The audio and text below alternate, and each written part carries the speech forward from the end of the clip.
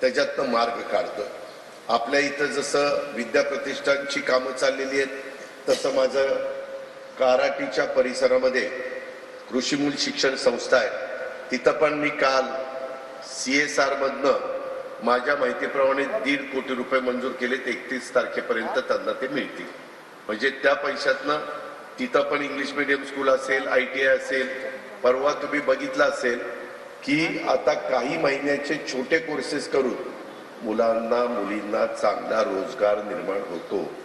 नमो रोजगार मिळावा हा आपण पश्चिम महाराष्ट्राचा बारामतीमध्ये घेतला, त्याच्यातून काही हजार मुलं मुली कामाला लागले। मित्रांनो, सगळ्यांना आज पण PDCC बँकेत लावा, इकडे लावा, तिकडे लावा।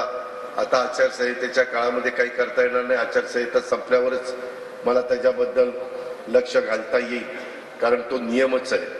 पण माझी तुम्हाला सगळ्यांना विनंती आहे, ह्या सगळ्या गोष्टी करत असताना आपण बाकीच्या सगळ्या सुखसुविधा देण्याचा प्रयत्न करतोय। रस्त्यांच्या बद्दल आपण लक्ष घातलंय।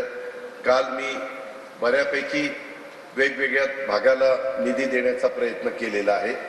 उद्याचे हे संपलं, आचारसंहिता संपली की 25-15चं पण मदत मी बारामती तालुक्यातल्या वेगवेगळ्या ग्रामपंचायतीला करणार आहे।